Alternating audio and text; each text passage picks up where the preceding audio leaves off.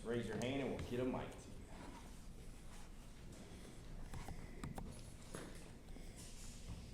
Wes. Rodney, it looked like on film, at least from the game, that we could see that Elijah Simmons was pretty active in that game on Saturday. What led to that? What did you think of his performance overall? Well, obviously, I think he's getting healthier. He had a good spring. He was having a good camp till he got hurt. And then he was out, through mid-season. So, just getting himself back in shape and just becoming more consistent. And I thought he probably did play his best game he's played since we've been here. So, but there's still much room for improvement. I think he knows that. So he's just got to keep pressing and pick up where he left off.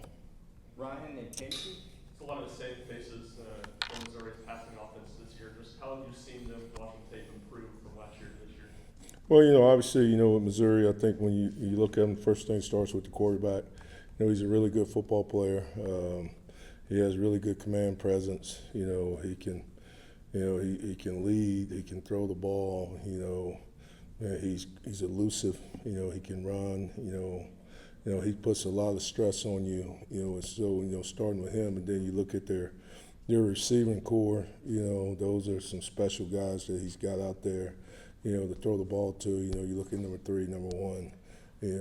7, 5. They got a group of guys that are real good football players that he does a really good job of throwing the ball to, and obviously their offense is very diverse and does a really good job there. Number 7, the running back, is a physical, tough guy that does a really good job of running behind his pads. He brings his own blocker. And they're doing a good job of playing team offense. If you ask me. During fall camp, you had mentioned that sometimes with Elijah Simmons, he shows up wearing his old number. I believe it was 55, and sometimes it's number 10 that shows up at practice. As the season has gone on, have you seen it be more number 10 and be more of that new guy that he wanted to be, show up throughout the season? Well, obviously, Elijah was out most of the season, so he wasn't even out there with me. He was with the training room. So, since he's been back, it's just been, getting himself back into shape. Obviously, for a guy to be out, 7, 8 weeks, you really worry about, especially a big guy that's had a history of struggling, with gaining weight and all that. We were pleased that he didn't let it just get out of control.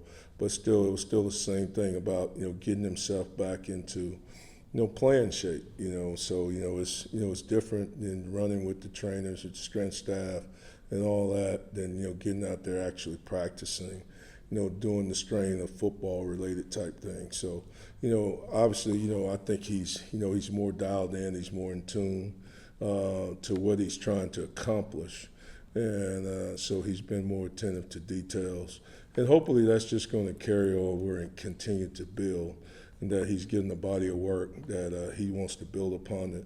I know he feels good about himself. I think he felt good about how he played, this past Saturday. So hopefully he'll go and start stacking good on top of good, and that we don't, ride a roller coaster. Coach Rigby and Rob. Your guys did a great job at Kentucky against the run, against Davis. He's a great back. You just mentioned you're facing another good back this week. What's the key up front to tightening up against the run and trying to stop it?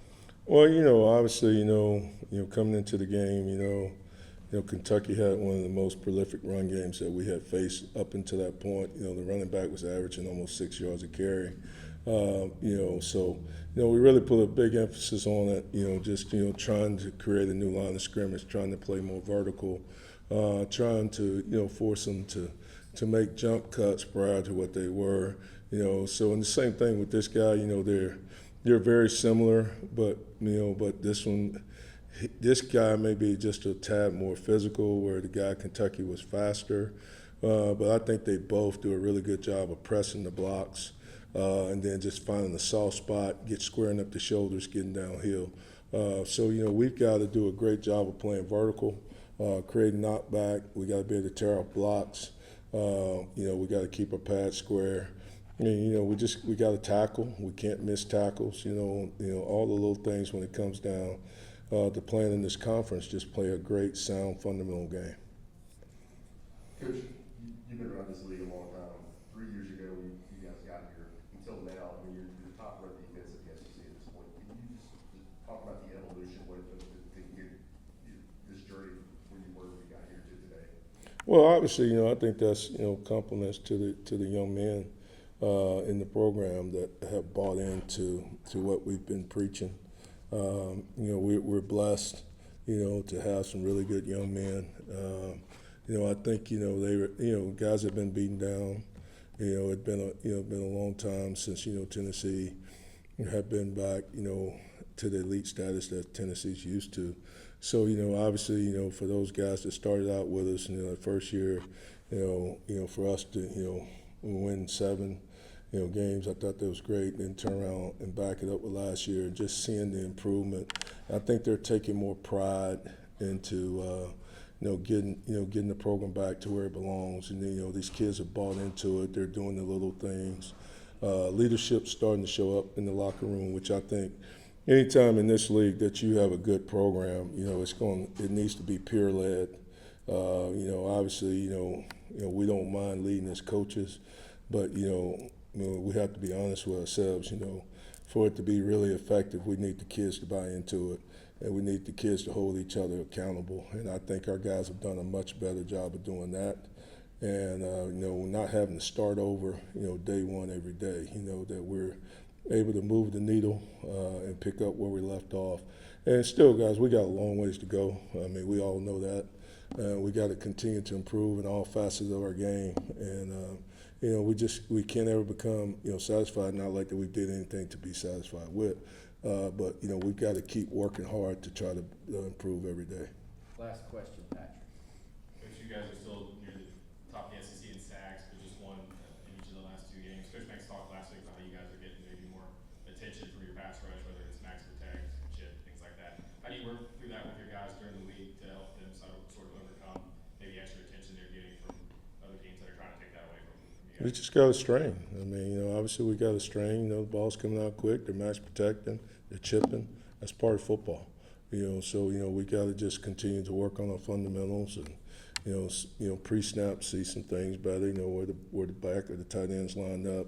Expect the chip. Being able to chip the chipper. Just do different things. From a fundamental standpoint to be more efficient in what we're doing. That's a part of it. That's respect. I'm glad people do respect us. So now we got to get better. Thank you, Coach. Right.